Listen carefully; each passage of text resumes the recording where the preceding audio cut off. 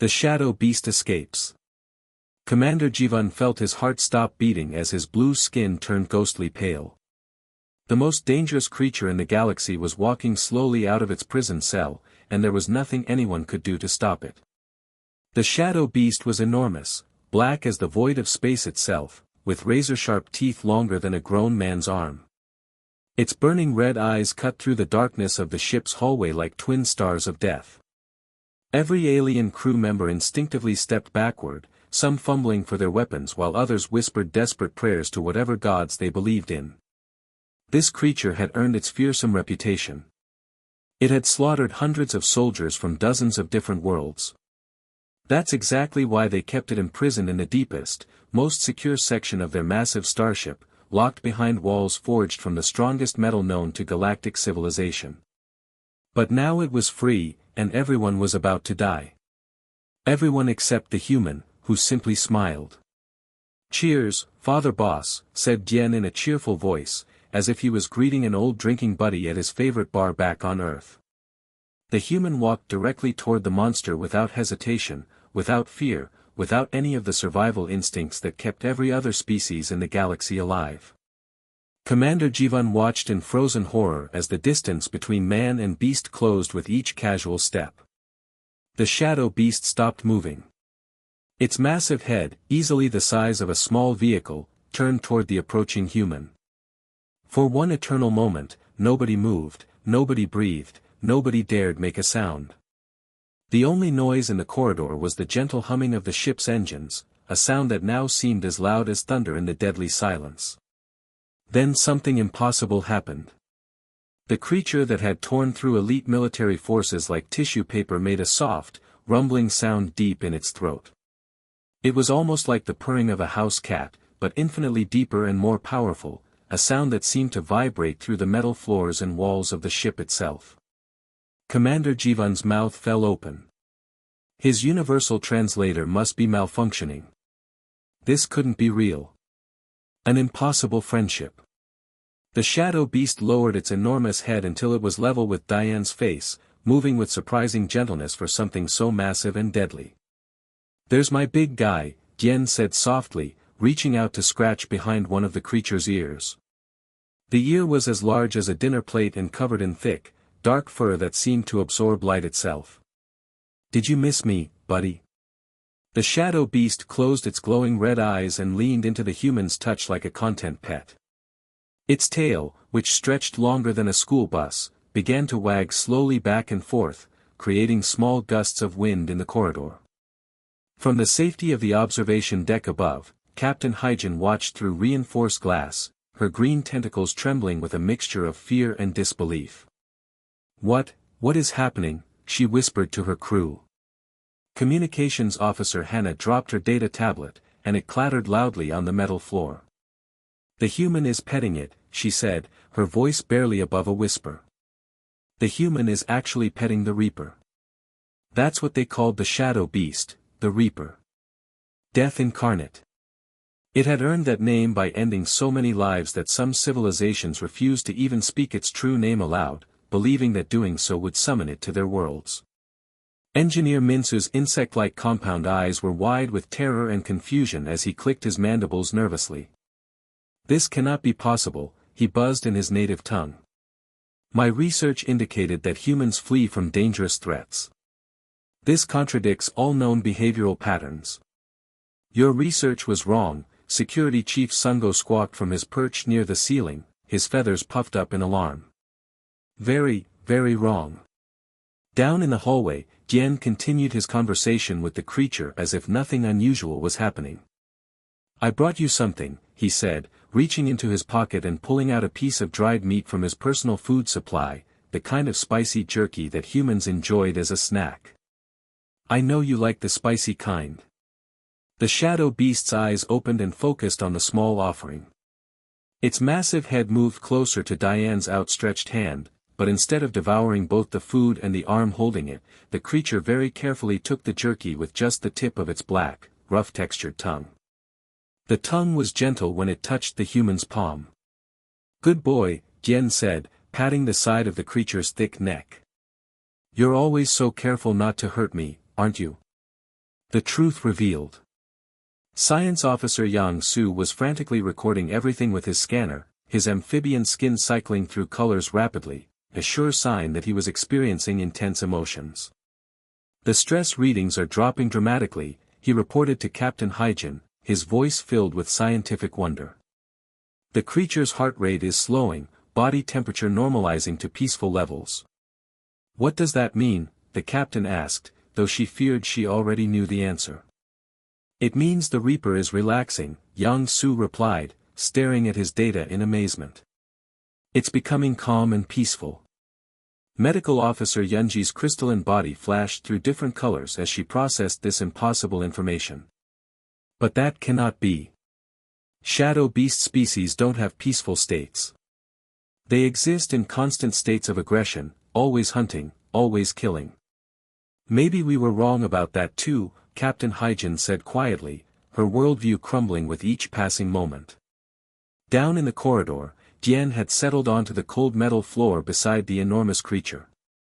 The shadow beast curled up next to him like an oversized dog, resting its massive head on the human's lap while Dian gently stroked its dark fur. I had a really long day today, Dian was saying conversationally, as if he were talking to an old friend. The food processors in Section 7 broke down again. Took me 4 hours to fix them, and my back is absolutely killing me. The shadow beast made that deep purring sound again, seeming to listen to every word with genuine interest. And then Minsu asked me to help move some heavy equipment. You know how those insectoid guys are, they think because humans have good muscle density, we should handle all the heavy lifting. Commander Jivan finally found his voice, though it shook with fear. Human Dian, he called out carefully, please step away from the creature. Very slowly. Dian looked up with genuine confusion. Why? He's fine. He's not going to hurt anyone. He. Communications Officer Hannah repeated from above. You gave it a name? Commander Jivan asked, incredulous.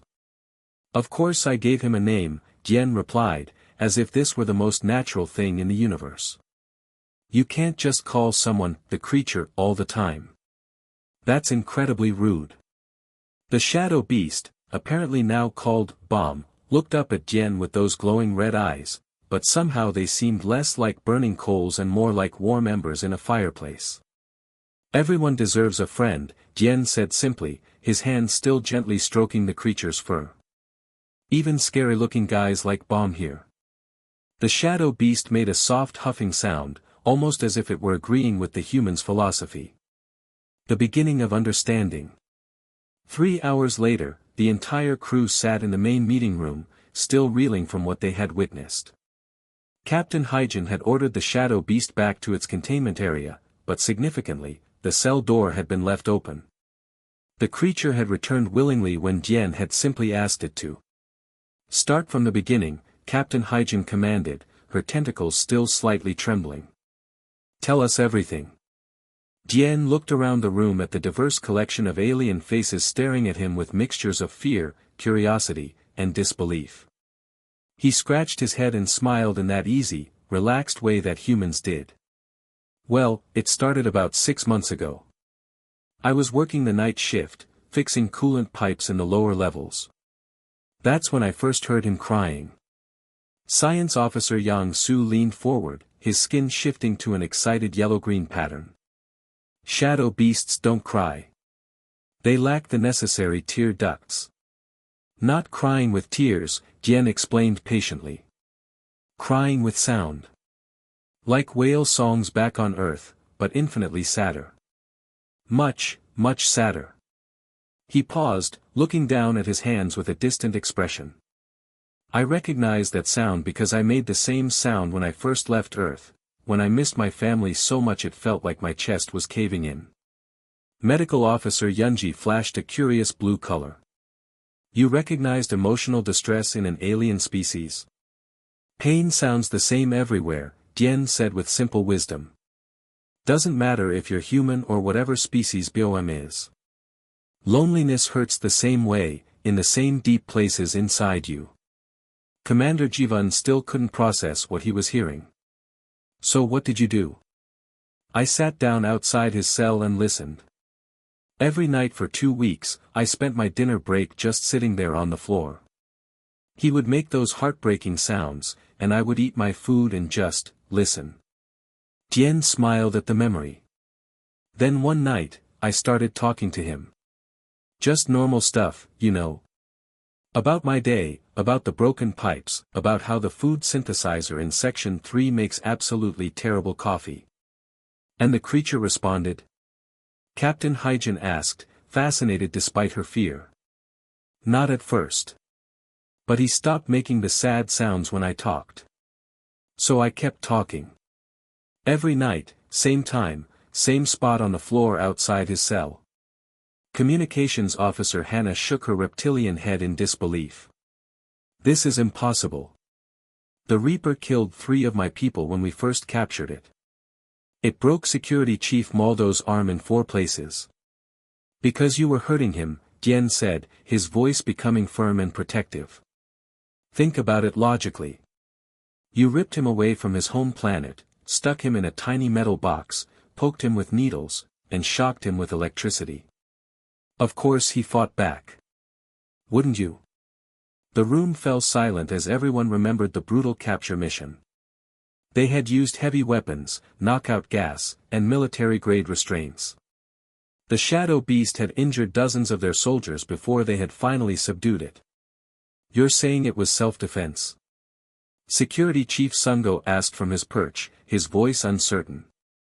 Wouldn't you fight if someone kidnapped you and locked you in a cage? Dian asked quietly. Engineer Minsu clicked his mandibles thoughtfully. The human raises a valid point. We never attempted peaceful first contact protocols. A new understanding. Tell us more about your interactions, Captain Hygiene said, genuinely curious now rather than simply terrified. Dian leaned back in his chair, becoming more comfortable as he shared his story. After a few weeks of talking, I started sharing my food with him.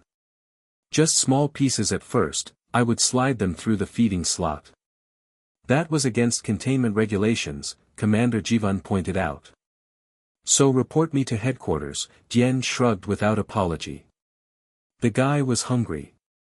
The rations you were giving him were barely enough to keep him alive. We were following standard containment procedures, Medical Officer Yunji said defensively. Your standard procedures were slowly starving him to death, Dian replied firmly. No wonder he was angry all the time. Science Officer Yang Su was taking detailed notes on his tablet. What happened when you began supplementing his nutrition? He started trusting me, little by little. First, he would only take the food when I wasn't looking. Then he started accepting it while I was there. And then one day. Diane's eyes grew soft with the memory, he let me touch his nose through the bars. That was a big moment. His nose is really soft, by the way. Like velvet. You physically contacted the Reaper and survived? Sungo squawked in amazement. His name is Bomb, Dian corrected firmly. And yes, I survived because he's not a mindless killer. He's intelligent, really intelligent. Smarter than most people I've met, actually. What makes you believe that? Captain Hygiene asked. He learned my schedule. He would start making happy sounds when he heard my footsteps coming down the corridor. He learned my name, well, his version of it. He can't make human sounds, but he tries. Dian demonstrated by making a low rumbling noise that did sound remarkably like Dian. The creature taught itself to vocalize your name? Yang Su asked excitedly. Not just my name. He learned other words too. Food sounds like a gentle growl. Friend sounds like purring. Good is a soft huff through his nose. Dian paused, looking around the room. There's more. About 3 months ago, I got really sick, food poisoning from something I ate in the cafeteria.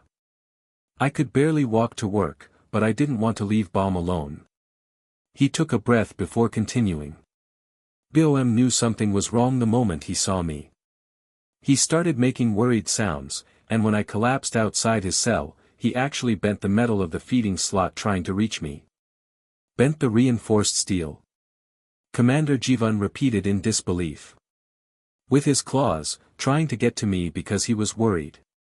Dian's voice grew warm. When the medical team found me, BOM was making the most pitiful sounds, like he was crying for help.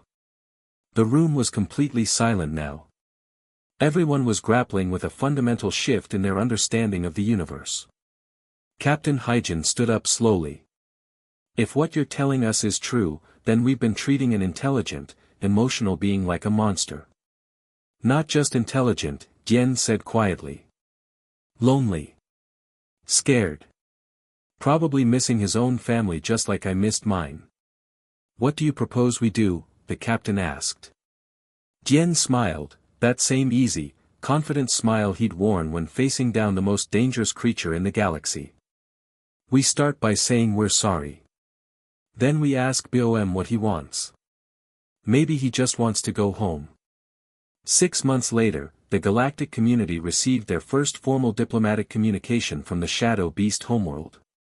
It was a simple message, translated through a human intermediary named Dian: "Thank you for returning our child. We would like to be friends." The universe suddenly seemed like a much less lonely place. The end.